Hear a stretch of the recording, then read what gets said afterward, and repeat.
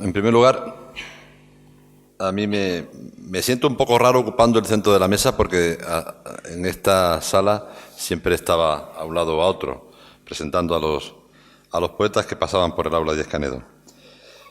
Me siento absolutamente agradecido a los dos directores del aula, a Luis y a Eduardo, porque han permitido o han conseguido, han permitido que hoy leamos algunos poemas aquí. Y me siento aún más que agradecido, estremecido, porque Javier haya logrado estar 10 minutos hablando en público. Si eso lo ha hecho, no se debe sino a la amistad que realmente nos une, a la hermandad, diría yo, que nos une desde hace ya mucho tiempo, desde aquel día en la Marina y de aquellos Cubalibres con el inolvidable Ricardo Puente. Hay una fotografía por ahí que recoge aquel momento y esta ciudad debe ser agradecida también con los que fueron importantes para ella, ¿no? Ricardo fue una persona fundamental en la vida de Javier, en la mía, y aún recuerdo con muchísimo cariño la presentación que él hizo de caligrafía en el Hotel Zurbarán hace ya algunos años. Pero después de esos agradecimientos es complicado leer poemas a gente tan docta y tan acostumbrada ya después de tanto tiempo a escuchar la mejor poesía que se escribe en el país y fuera del país, porque algunos escritores no han sido latinoamericanos.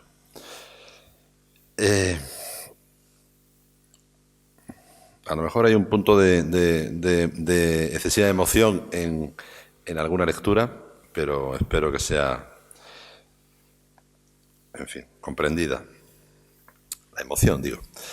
A todos los amigos que estáis aquí, algunos que no suelen venir, ciertamente que vienen hoy a escuchar poemas, no digo por primera vez, pero por un cierto compromiso con el que los va a leer, y especialmente a todos los que sí venís, es decir, y que sí venís continuamente, y que hace posible que el aula Díez Canedo se mantenga así, viva, y ojalá dure muchos más años, y no llegue al número 100, sino que sobrepase ese número con creces.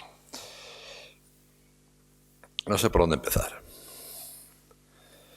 Esta mañana en el Instituto de Luis Arroyo, que es otro de los grandes enemigos de la poesía, entre comillas, otro de los grandes amigos que siempre estuvieron atentos a esto del juego de hacer versos,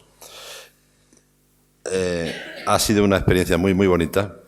Una experiencia que yo siempre tenía, porque digo, bueno, siempre lo más importante del aula no es el encuentro esta noche. Lo más importante del aula es el que haya 200, 250, 300 chavales que de pronto escuchan poesía.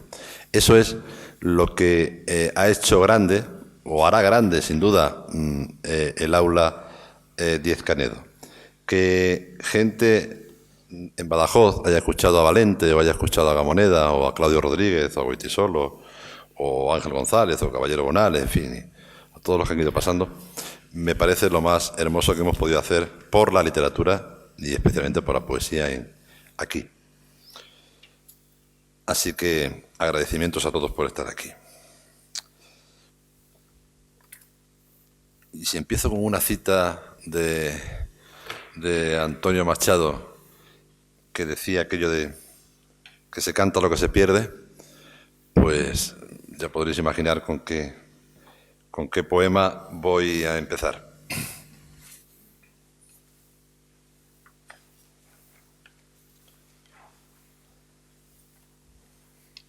La página 18 del cuaderno. La dignidad. Mientras pueda pensarte, no habrá olvido. Todavía si llamas, acudo a ti, fluyo desde mi mano a la mano que tiendes desvalida, y entro en tu abrazo con el temor que engendra el miedo. Pero voy en tu busca. Acudo a ti ofreciéndome como animal sediento que hociquea en el barro. Acudo a ti, asciendo a tu respiración, fragmentado rumor que es puro abismo, surco abierto en la roca, cauce seco, que oculta el agua, la misma que ahora yo acerco hasta los labios agrietados por mitigar apenas la fiebre que humedece la nítida blancura de las sábanas. Acudo a ti, a tu recogimiento, a la untura que calma tus rodillas, a la pausa limpia de la voz tuya, entrecortada, por ver si lo que un día dijiste podrá ser dicho de nuevo con la misma dignidad. Porque tú bien lo sabes, hay palabras que duran mucho más que la caída. Por eso hoy acudo a ti, a la tibieza de tu sangre, a la tersa piel que cubre tus piernas. Acudo a ti, a la nada, retenido el aliento de tu voz que me habla, hasta hacerse en mí cierta la palabra que dura, legible en su mudez, suspendida en los labios, y escribir con ella mi biografía. Sé que mientras pueda decirte, no habrá olvido, que del espacio de tu nombre ha de brotar, abiertas sus dos sílabas, la semilla en la nieve.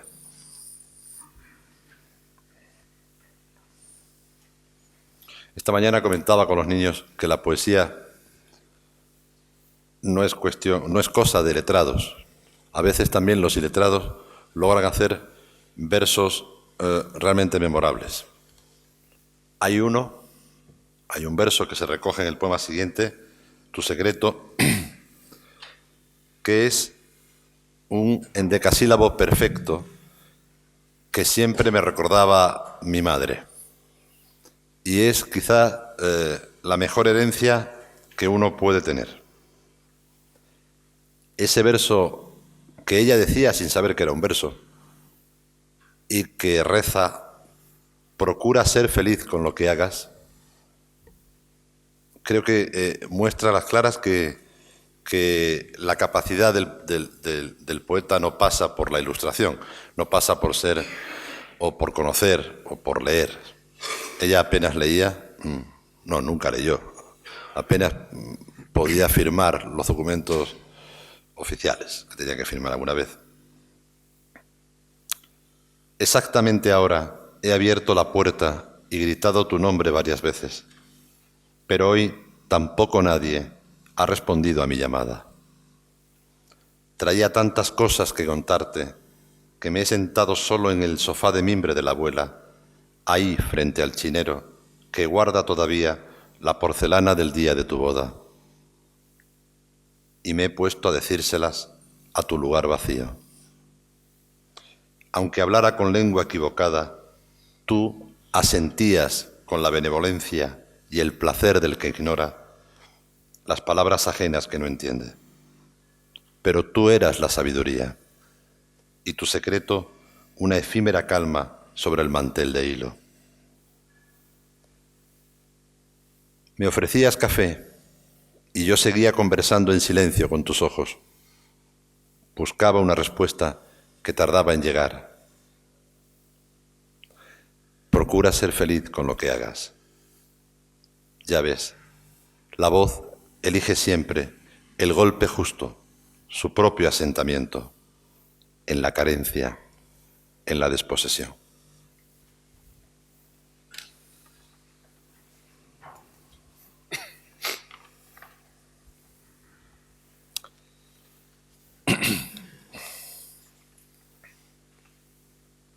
Ya conté esto aquel día que presentábamos y algunos de vosotros ya lo habéis oído. El poema que da título al libro, el último, La nieve, este libro fue el primero que se empezó a hacer. La semilla en la nieve es evidente una metáfora de la muerte y recoge una anécdota de una nevada, de esas que nunca ocurren en Extremadura o en lugares como mi pueblo, apenas había nunca, y una Navidad en la que yo, vuelto de Salamanca, había pasado la noche leyendo a un poeta maravilloso, poeta chileno, que se llama Nicanor Parra, mejor poeta que Pablo Neruda, no cabe duda. Y con menos suerte, pero un poeta intensísimo. leyendo a Nicanor Parra esa noche hasta las tantas, no nevaba, pero por la mañana amaneció todo nevado. Mi madre un poco gritaba, me llamaba así un poco extrañada porque nunca había visto nevar, pero nunca había cuajado la nieve en San Vicente, ¿no? Y esa vez sí cuajó. Los tejados completamente blancos, todo fue muy misterioso. Y muy temprano, a las 8:30, a las 9 de la mañana, salimos a la puerta con un temblor tremendo porque no sabía muy bien, se sentía insegura pisando aquella nieve. Pero luego, una vez dejada allí en mitad de la calle, porque entonces no estaba asfaltada la casa, la calle no estaba asfaltada, era calle de piedra, y como todo estaba liso, esa inseguridad de las piernas que siempre tuvo, y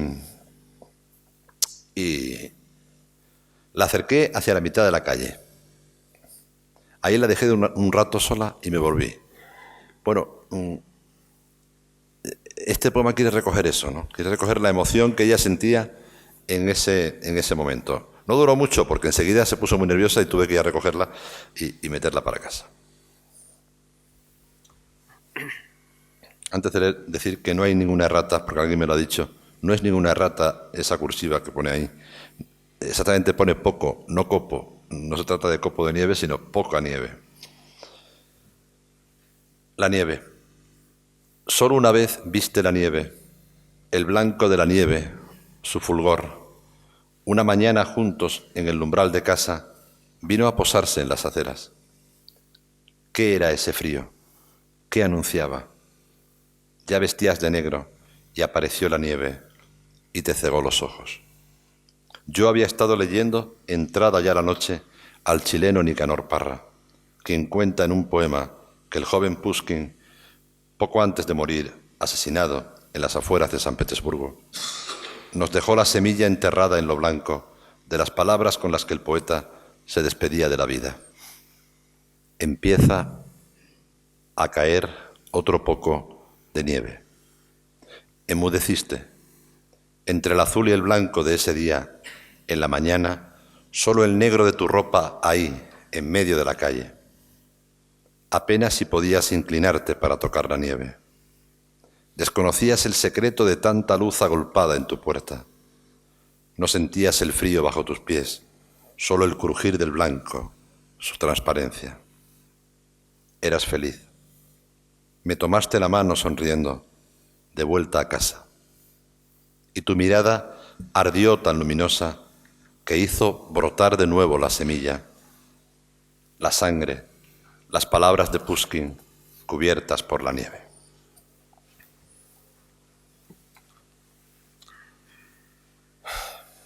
Bueno, hay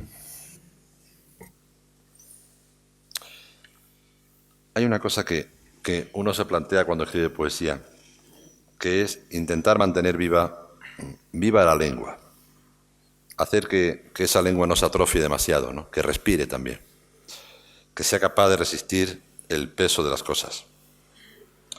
Y esta es la gran dificultad, me parece a mí, a la hora de escribir.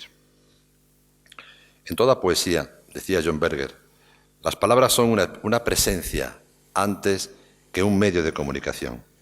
En el poema todo depende de la relación entre las palabras. Y la suma total de esas relaciones depende del modo en que el autor se relacione con el lenguaje. No como vocabulario ni como sintaxis, ni siquiera como estructura, sino como lenguaje entendido como principio y presencia. El poeta sitúa el lenguaje más allá del alcance del tiempo, o mejor, el poeta se acerca al lenguaje como si fuera un lugar, un punto de reunión donde el tiempo no tiene objeto, donde el tiempo está abarcado y contenido. Así pues, la poesía, creo yo, si lo es de verdad, es la práctica de un lenguaje que ha de procurar la abolición de fronteras entre la experiencia interior y la experiencia exterior. Un lenguaje que sea capaz de transmitir un sentimiento de plenitud, una sensación de inmediatez, de frescura, de desnudez. Y creo que eso es lo que uno intenta modestamente hacer en este libro de La semilla en la nieve, con el que quería comenzar. vamos a ir un poco hacia atrás y vamos quizá a otro de los lugares más visitados o revisitados por el que escribe, que es la pintura. Yo siempre digo que si escribo poemas es porque no sé pintar. La pintura, a mi modo de ver, es la poesía que no necesita palabras, ¿no? Es un modo, es el modo más intenso, quizá, de crear, ¿no? Es el modo más volcánico también de crear. Y si hay alguien que siente ese ímpetu y esa tensión y esa emoción de la creación pictórica, es entre otros el que hoy os ha dicho las palabras que os ha dicho, es decir, Javier Fernández de Molina. A mí me parece que no vamos a hablar del mejor pintor, el segundo, esto no es una carrera de caballos, ¿no?, en Extremadura, pero sí uno al menos de los que más intensamente entiende no el oficio, que lo tiene bien aprendido, ¿no?, sino la necesidad de la expresión, de esa expresión pictórica. Me gustaría leer un poema que viene en el cuaderno, que está en la página 11 y que forma parte del libro La voz en espiral, que iba dedicado a Javier.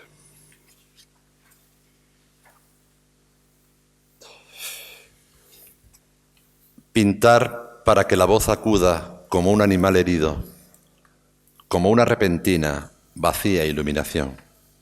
Pintar para darse sin más a estos espacios, círculo y arena, donde vivir el deseo, la hoguera consumida en el delirio, la vehemencia del agua, la de la sangre ciega. Pintar desde la sangre, desde su testimonio o desde el caos, esa extensión sin nada a la que accede siempre el corazón, que conoce el vértigo, el envés de las cosas, la tensión insaciable de la angustia. Pintar sin que se pierda el carácter inaugural, genésico de lo creado, sin que se olvide la fuerza originaria, la vitalidad extrema de lo que nace nuevo, ni dicho ni visto todavía. Pintar tan solo para preservar el desierto. Pero uno está convencido de una cosa, y es que la obra de Javier no sería lo que es decir, la tensión de Javier en la pintura no sería lo que es si no existiera alguien. Siempre se dice ese tópico de que detrás de un gran hombre hay una gran mujer. Pues es absolutamente cierto en este caso. Y este poema, que habla de la pintura de Javier, también habla de ese otro elemento unido a él desde hace ya muchísimos años. El cuerpo desnudo y alto de Luisa al mediodía es un presagio, una celebración, camino de raíces que estremece como el rumor de la tierra o la presencia inesperada de un volcán. Y es la ciega incandescencia de una lámpara que espera o busca una respuesta, un gesto fiel de quien se sabe el centro. Y es también el regreso y la casa plural, afirmativa, y la línea de agua que aprendió a ser libre, y la sabiduría, una tarde de otoño, las manos junto al fuego. Ahora late en cada rincón de casa la figura fulminante de su cuerpo, como el fulgor de un río puesto en pie, y adherida a las sombras, una mirada quieta que recobra lo profundo del aire y la ceniza.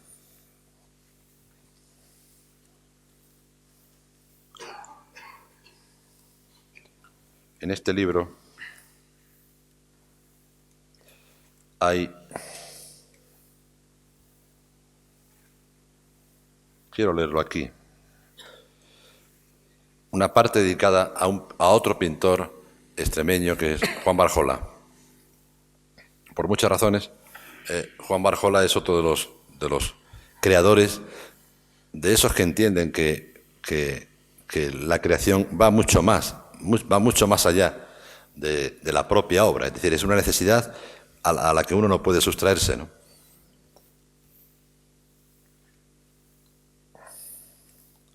La razón de su ausencia se recoge en lo blanco. El territorio afirma el tránsito de un cuerpo desnudo en el espejo.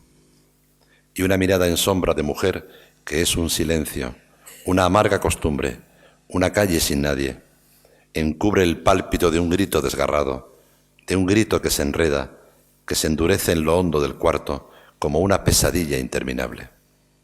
Un perro indolente lame la mirada de la mujer en sombra y el eco de su imagen rememora el secreto de quien procura en la noche un galope de sangre. Afuera, los ladridos de un perro solo, gris o verde, abandonado, desvelan otras formas. La plenitud del animal que ocupa el cuarto, la hembra silenciosa que a su lado respira, el frío de un cuchillo de madrugada, espalda adentro.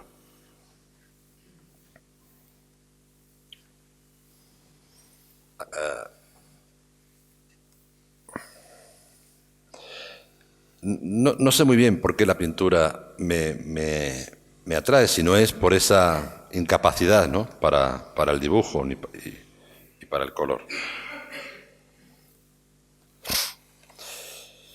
Y me atrajo también mucho, y a todos vosotros, a muchos de vosotros os atrajo también, estoy convencido, esa figura tan entrañable, lo tenéis ahí, me parece, en la página 13. Esa figura tan entrañable que fue para esta ciudad, que a veces se olvida demasiado pronto de su gente. Toto estirado. La imagen de Toto estirado, malvendiendo sus dibujos, sus cuadros, en la Marina, en cualquier lugar, ¿no?, a 100 pesetas, me hacía recordar también aquello de Aníbal Núñez, o aquel final de Aníbal Núñez, quizás uno de los poetas, y si no, el poeta más importante que ha dado la generación de los 70 en este país, malvendiendo sus grabados y sus dibujos para conseguir cuatro perras para comprar la heroína, que acabó con uno y acabó con otro. La última vez que yo vi a Toto lo vi con el pie completamente deforme, hinchado, casi sin poder ponerse el calcetín. Y este fue el homenaje. Es evidente que los versos en cursiva hacen referencia muy clara a los cuadros de Toto estirado. Alguien incluso, yo diría que ha hecho, no negocio con Toto, ¿no?, pero es lamentable la colección en algunas casas de la ciudad de tantos y tantos cuadros comprados a un precio irrisorio, ¿no?, con el esfuerzo del que los pintaba, o sin atender a ese esfuerzo. El pie desnudo, una elegía. Una huella de luz recorre el día, acorta la distancia entre la fiebre y la espera. El cansancio se afirma, acude el miedo, culmina su tarea en el límite mismo de una vida que busca permanencia, una razón de ser ajena al sufrimiento. Durar así no es necesario. Es una desmesura tanto dolor, tanta vigilia inútil, que la memoria rendida se quiebre como el cristal del agua, como una madrugada fría, sin pájaros. Hay un jarrón con flores lilas al borde de la muerte, una mujer de espaldas, rosas rojas, limones contra el fondo moteado y simple del paisaje. Que su pintura no fue sino la urgencia de vivir o estallar en cualquier parte, la impaciencia de darse a tanta muerte, a tanta soledad, a tanto frío y a ese ritmo sordo que va creciendo adentro y que no puede compartirse. Hay un autorretrato de torero y un homenaje a Munch y un bodegón azul con un cuchillo, como un silencio plano que engendra el grito, la herida abierta, el dolor final del pie desnudo. Sin la menor piedad llega la muerte. un medroso delirio que deslumbra como un escalofrío. Se estremece la voz que ya es ceniza, testimonio viciado del vacío, reverso de otra forma. No cabe otro sosiego que albergar el silencio, que habitar esta ausencia a flor de tierra, mientras la edad oscura de la sangre alcanza la herrumbre minuciosa del último latido.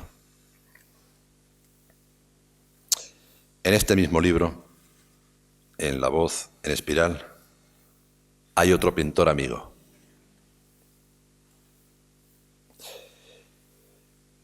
Y de ese pintor amigo, que también está aquí, y se llama Luis Costillo, yo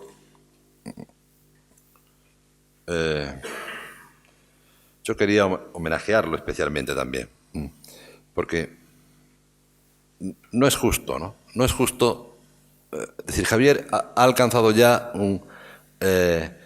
una especie de reconocimiento público que Luis hasta este momento quizá es menor. No es justo no es justo, digo, el reconocimiento público, eso es justo o no lo es, dependerá, pero creo que no se puede llegar a determinada edad, como la que tiene Luis ahora, con la premura de no tener el tiempo para dedicarse a la creación, como él debiera. Es decir, tener que ganarse la vida de otra manera que no sea a veces pintando. El cielo sobre Berlín fue un poema que yo escribí a partir del trabajo absolutamente serio y arriesgado, muy arriesgado, de Luis Costillo.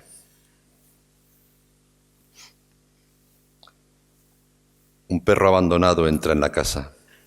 Hay un olor metálico, anónimo, a pintura seca y desolada. Los ojos tibios del animal se clavan en quien habita, solo y perplejo, la sombra húmeda del cuarto. Se miran en silencio, deliran juntos. Ni una gota de sangre fluye de los 3 cuchillos verticales que penden del techo.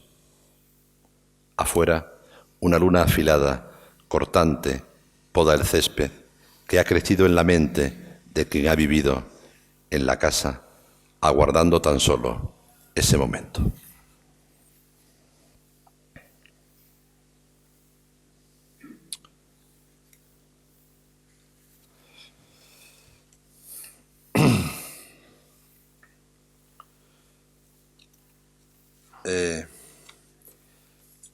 Hay otro tema, volveré luego a rendir homenaje a la pintura. Hay otro tema en lo que uno escribe, que puede ser el paisaje.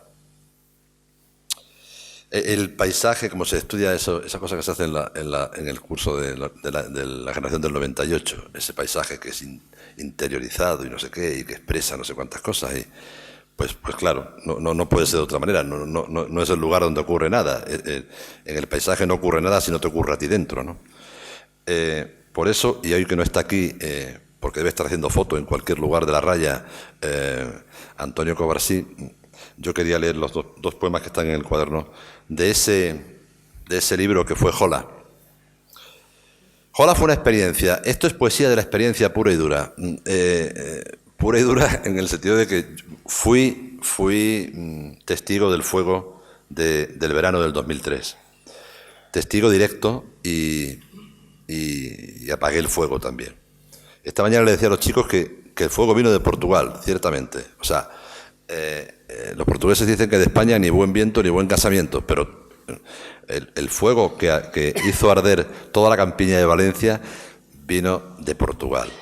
Estoy bromeando, es evidente que no vino de un lugar en la frontera donde cayó el rayo y empezó a arder todo. Vino también de la desidia, posiblemente, de muchas de la gente que no supo entender qué es lo que se estaba perdiendo en ese momento. Y para muchos años. Uno de los lugares más hermosos de la provincia de Badajoz y del sur de Cáceres está ahí. Y ahora lo que hay es pino quemado. Reverdece la jara, claro, reverdece el monte bajo, pero ¿cuándo recuperaremos los pinos y los castaños centenarios que se quemaron desde toda esa zona, ¿no? Desde Jola, La Codosera, hasta Valencia de Alcántara. Como no vale para nada, me gustaría decir que no ha sido muy operativa nuestras autoridades en este asunto. Absolutamente nada operativa. Tampoco hay autoridades aquí, excepto el director del museo, al cual le agradezco su presencia. Deberíamos haber hecho algo más, todos deberíamos haber hecho algo más por este asunto. Y quise que ese libro se publicara en el 2003 porque quería recordar ese año, que para mí es un año fatídico, ¿no? Ese fue un desastre natural realmente importante. Los poemas estaban escritos a un lugar maravilloso que es Jola, que no sé si conocéis, mejor que no vayáis ahora, porque ahora es un paisaje lunático, bueno, ahora menos lunático, porque ya nació el verde del suelo, pero aquel valle de 5 kilómetros bajando, ¿no? Uno pensaba, cuando ocurra algo aquí, ¿cómo saldrán? Porque solo tienen esa carretera, la carretera que unía con Valencia de Alcántara, ¿no? Ahora parece que quieren abrir lo que es normal, otra salida hacia Codosera, porque que está abierta realmente, son 4 perras, no es más. Pero Jola es un lugar extraño, porque no hablan español, no hablan portugués, hablan una cosa muy rara y no saben dónde están muy bien. Bien, el lugar era muy hermoso y yo escribí unos poemas a ese lugar hermoso. Pero luego el libro, pues, tiene la doble vertiente de las fotos de Antonio Covarsí, que evidentemente es lo que da el contraste a los textos anteriores. Que lo profundo es el aire, nos lo enseñó el poeta, y el aire es savia en este sitio, como un don despojado, extenso, blanco, diluido en la forma elemental de toda geometría. Para llegar aquí abandonas la voz. Solo un gorjeo de aves acompaña la huella de tus pasos en el descenso interminable. Ahora es como si tus ojos se abriesen por vez primera a la novedad del mundo, plenitud de un espacio inicial, puro comienzo, recién estrenado casi, para quien contempla extasiado el silencio alto de los pinos. Es indecible este mundo sumido en el misterio. La emoción o el abismo del que escribe no encuentra palabras capaces de contar fielmente la aventura que se teje en el hondo espesor de la hojarasca. Festiva variedad de la materia en su pujanza. Es otra forma de pureza, la de este verde que va creciendo en tus ojos y te devora, la de este olor a resina adherido a tus dedos, la del aroma intenso del espliego, la de la hierba menuda a cada paso, la de la jara abierta. Pero hubo un poema que se escribió después del incendio, cuyo tono es completamente distinto y son apenas 2 líneas. Por abrazar el aire me he llegado hasta aquí, solo para dar sentido a una carencia y rebatir la soledad. Quiero decir que el libro se publicó con unas traducciones perfectas y maravillosas de un buen amigo, de mi buen amigo Antonio Sáez, que es Rui Ventura, un poeta de la zona, un poeta cercano a Portalegre, que bien conocía esos parajes. Pero yo tenía ganas de leer hoy un poema que era un acróstico sobre el río Guadiana. Hace mucho tiempo que eso no lo leo. Esto fue otra de las colaboraciones con Javier sobre el río. Bueno, la cosa del acróstico no deja de ser un juego, ¿no? El río Guadiana. Llevo una cita de un poeta brasileiro que se llama João Cabral de Melo, que dice: aquel río era como un perro sin plumas. Y otra de César Vallejo, que dice: del río brota entonces la conciencia. Está hecho en 3 haikus la primera parte, y luego ya son todos versos, son 10 versos de 7 sílabas. Un poco estos enreos del oficio que no merece la pena desvelar. Es la costumbre tan huidiza del agua lo que confunde. Solo una nube, emoción de lo intacto, te sigue dulce, porque procures a lo largo del río mala costumbre. La luz sobre los sauces en las lindes del agua se obstina impunemente llegando el mediodía. Del refugio del aire, un pájaro vendrá a beber en el río, y con él la nostalgia de cerrar el poema si se posa en tu mano. Recobra el río lejos su vocación de fuente, metamorfosis limpia del agua siempre en fuga, que no calma la sed, que se derrama, húmedo rumor cifrado y liso donde te reconoces. De la orilla, una barca te lleva a la otra orilla. Íntimo abecedario, el pedregal del fondo, lenguaje mineral, equívoco, fijado desde el puente. El río, en este tramo, asume toda la historia antigua de la ciudad. El agua, memoria de otro tiempo, solloza todavía. Otros aducen que el río es la frontera, la certidumbre. De tan azules, los días se suceden con nuevo empuje, que en esa nube la leyenda del agua se perpetúe. Esa es la parte que se llama el río en el acróstico que os acabo de decir. Me voy a atrever a leer Guadiana entero, ¿no? Hace siglos que no lo leo. Si podéis ir contando las letras y ya sabéis cuándo acaba el poema. Guarda un espejo el río que nos lleva, casi en silencio. Mira hacia adentro, que el remanso del agua lo quiebra el remo. Círculo abierto donde nombrar las cosas que conocemos. Un revuelo de niños recorre el río. Dos muchachos juguetean resueltos en la orilla hasta entrada la noche. Es bueno en la infancia tener a mano un río para rehacer la siesta y vivir en el agua mientras dure el verano. Azules en los mapas, los ríos nos devuelven al tiempo de la fruta, robada medio en broma de un huerto en las afueras. Las nubes esta tarde emborronan de gris el agua y en su ritmo la memoria y los días languidecen de pronto. Dejemos que la lluvia se nos llene de pájaros, la lluvia fascinante que verdece los juncos en las márgenes lisas, y poder, ahora sí, vadear este río como quien cruza fiel su propia calle húmeda y se enreda en el agua. Imagina el fulgor desnudo de los álamos, los dominios del agua que definen la orilla. Un río es como un perro sin pluma, una espada, escribió Joan Cabral de Melo. Por el aire se oyen los ladridos de las noches de luna. Acude a tu llamada, sombreado y sucio, el río. La nostalgia fatal de lo que huye siempre. La voz desciende muda con el agua y se inflama en el silencio oscuro. Hay un mar que no es sordo. Tu erudición te engaña al final del camino. Y si yo pregunto de quién es ese verso de hay un mar que no es sordo, no habrá ningún erudito que sepa que es de, o sí, de Góngora. Hay un juego con esa cosa de la conga. No es la complicidad de la luz lo que busco cuando la tarde baja, sino el vuelo del pájaro que moja el aire y vuelve a posarse en la orilla. Lo más hondo del agua es un espejo moro, un paisaje de piedra que se va con el río.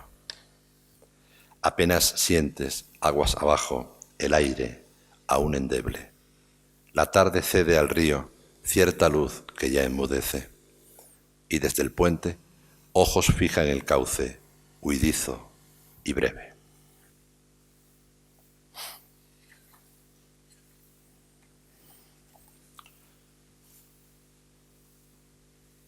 Parece que estamos en una homilía del nuevo Papa. Yo creo que deberíamos relajarnos un poquito más.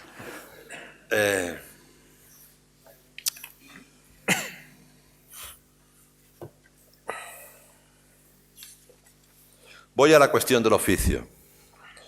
Al oficio, por tanto, un poco a la poética, al modo de entender esta cosa de la escritura y también de la pintura. Y voy a empezar con otro poema dedicado, son los dos inéditos que hay ahí en el cuaderno, a Javier. Está en la página 27 y a continuación leo y cuento por qué surge el segundo de los poemas de Luis Costillo. La vida de otro modo. A ver, la vida de otro modo no es más que una poética del pintor, quiero decir, que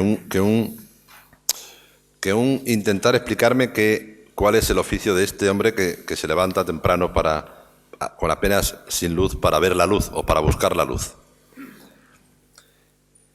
Y esta es un poco la gracia del texto, ¿no? Es decir, casi antes de que amanezca, él ya está pintando. ¿Qué luz dará ese cuadro después, cuando el sol salga y nazca, ¿no? Esta es un poco lo que yo quería contar en este poema.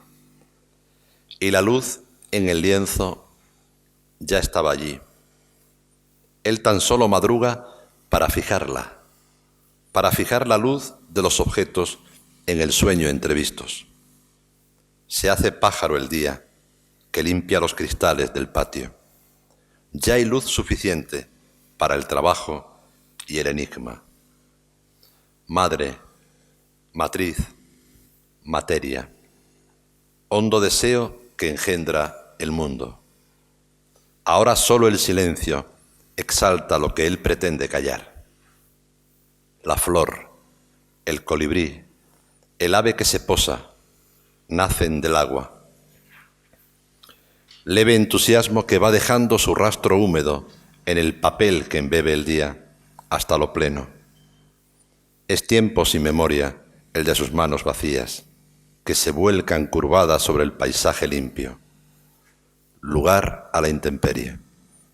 Madre, matriz, materia, desposeídas, voz del ansia, arena ciega que cubre un desierto interior hecho de nieve, mientras el cielo abierto y mudo sobrevive en el aire.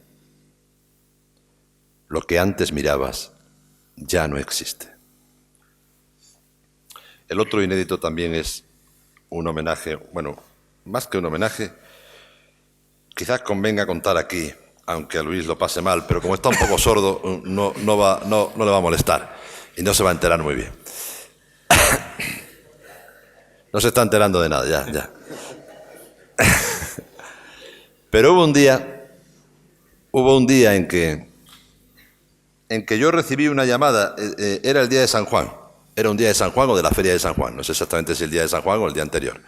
Yo había traído aquí a un vecino del campo a los toros, quería ver una corrida de toros, y yo lo llevé a los toros y me fui a casa a hacer cosas, mientras acababa la corrida. Y en ese intermedio me llamaron y me dijeron si estaba en Badajoz. Dije que sí y me dijeron que acudiera a casa de Luis Costillo porque estaba muy nervioso y tenía que tomar una decisión. La decisión era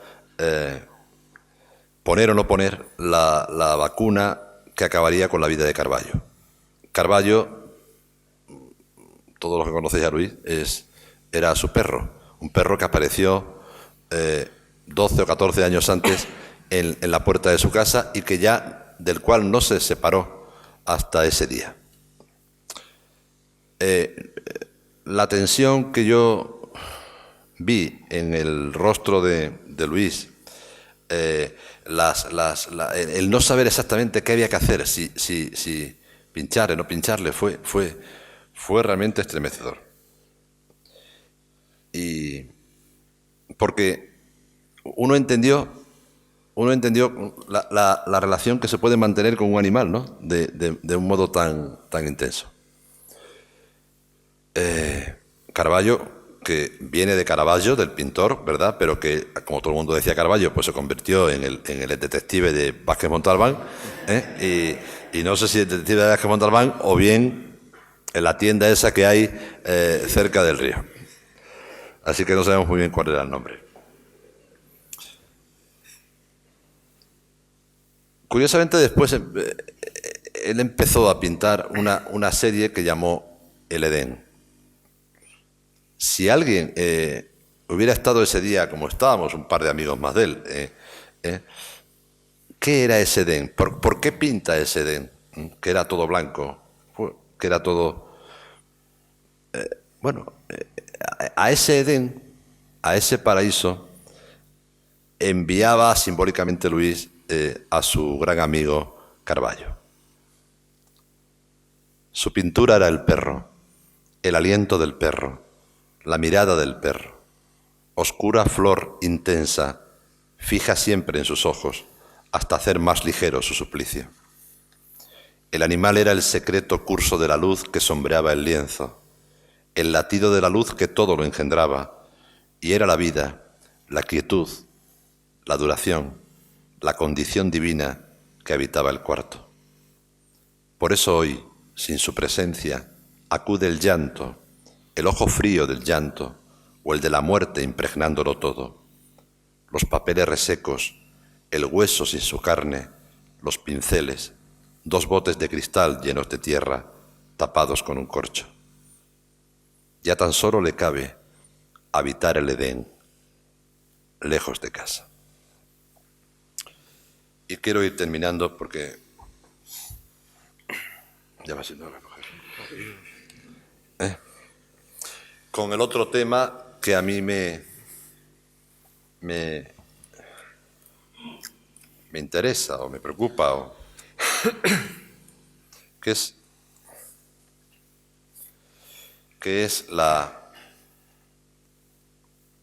pues el hecho de la creación, la poética, o si queréis, esa cosa que se llama la metapoética. Siquiera este refugio, que esta mañana no lo leí y Luis se enfadó mucho, lo va a oír ahora. Aquí el mito o el motivo o el símbolo de la casa es del que se parte. Construida la casa, ¿qué queda sino aguardar ante su puerta un efecto de luz, una voz que desde dentro te llame y cubra como un presentimiento la honda distancia que separa tu nombre de otros nombres? La casa sola, geometría del aire, describe la razón de la escritura, la herida intacta del silencio. El cuerpo se acomoda a la lascivia de las cosas, a su pobreza más íntima.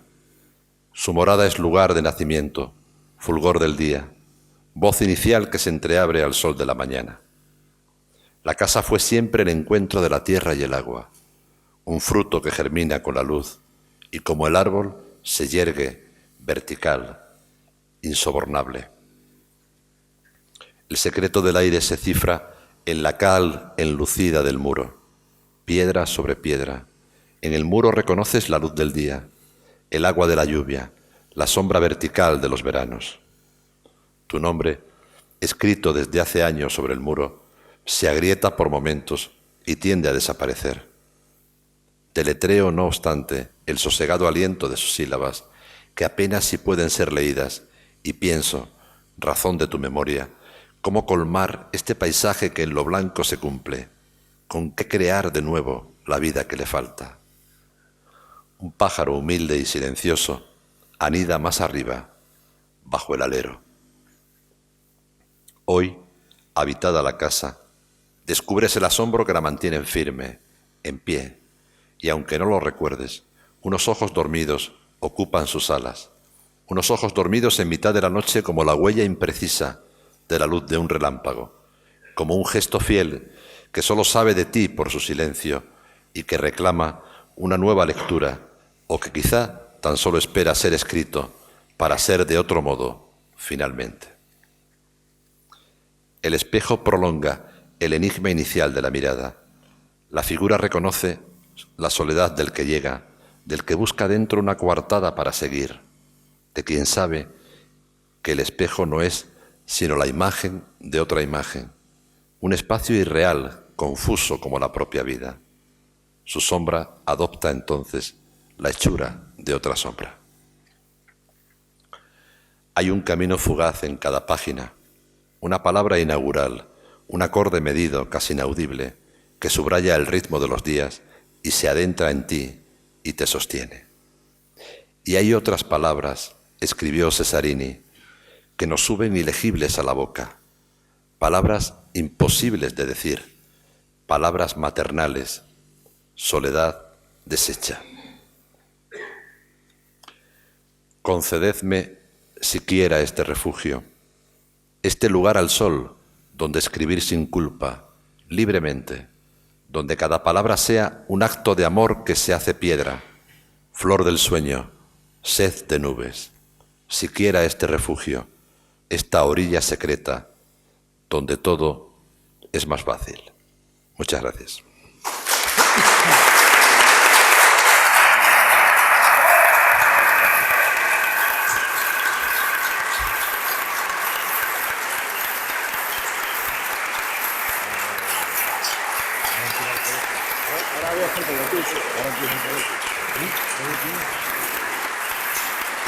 Bueno, por favor.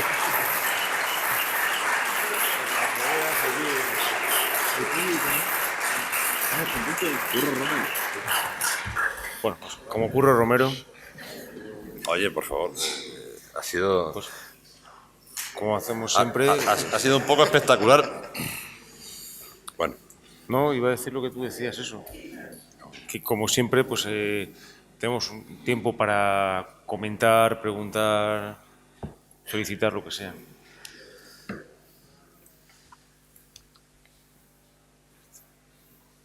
no hablará nadie, seguro.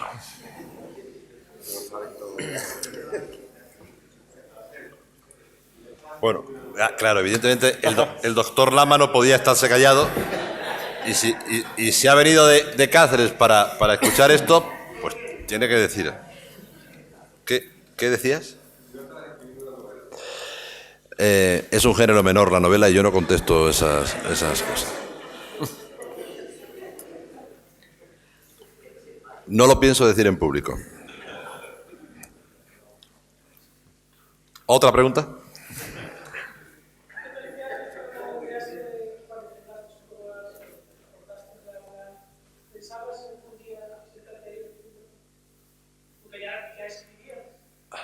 Cuando empezamos con el aula. Mira, de ninguna de las maneras. Es decir, si tú repasas la lista de la gente que hay aquí, da un poco de pudor, ¿no? Da un poco de pudor haber leído donde leyó Gamoneda o donde leyó estos nombres que os he dicho antes, Pepe Hierro o Claudio o tantos otros, Sobrines, ¿no? Es decir, hombre, cabría la posibilidad, ¿no? Habida cuenta de que había un porcentaje extremeño en la cosa, pues que alguna vez me tocara. Así que así ha sido, ¿no? Pero debo reconocer que no ha sido fácil, ¿eh? Yo hubiera preferido no hacerlo, como diría Barleby, el escribiente. Hubiera preferido no hacerlo porque hay un punto de pudor todavía en esto, ¿no? Me refiero a hacerlo aquí, en el aula donde empezamos, ¿no? Pero tengo que decir que también la insistencia de Eduardo y de Luis fue definitiva, ¿no? Y aplacé hasta el final del día que hoy se cierra el aula, ¿no? A ver si así se olvidaba, pero no, ya estaba puesto en el calendario. Sí, da un poco de corte.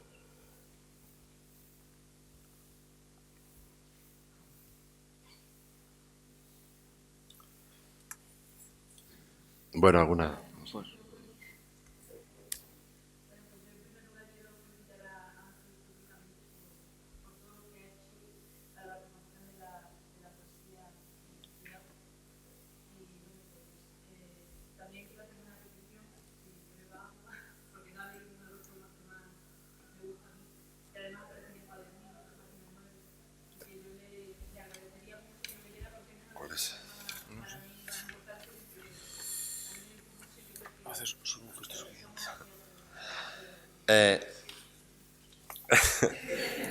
Mira, ha sido deliberado, porque esto como lo de los bises, ¿no?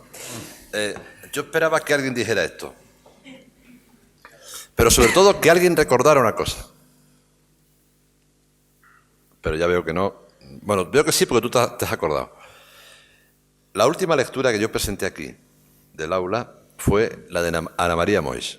Ana María Moix fue la última que yo presentaba. Fue muy bruja, porque si alguien recuerda aquella lectura, ella leyó al final un poema que era justamente este, que había leído un día antes o no sé qué. Y yo pensaba terminar con este poema así, pero por eso esperaba, no estaba preparada la pregunta, pero lo hubiera hecho de igual manera. En esta lectura, digamos, temática que he tratado de hacer, es evidente que este poema tiene que incluirse, ¿no? Porque es un poco, digamos, la poética a la que sigo siendo fiel y espero seguir siendo fiel. Así que va por ti. A veces solo un gesto es suficiente para salvar el día. Y escribir tal vez es ese gesto que prolonga el latido de los pulsos hasta la sed secreta de los párpados. Escribir tal vez sea extraviarse en el canto más oscuro, en la memoria extrema de la noche adentro, donde el hombre ignora su derrota, las formas del cansancio, el cuerpo del amor que ya no reconoce. Escribir tal vez sea comparecer ante los otros con los ojos más limpios, indefenso, y vacías las manos, sin dispersar la voz, respirar con sosiego bajo el agua. No hay otro modo de mirar las cosas sin perderlas del todo.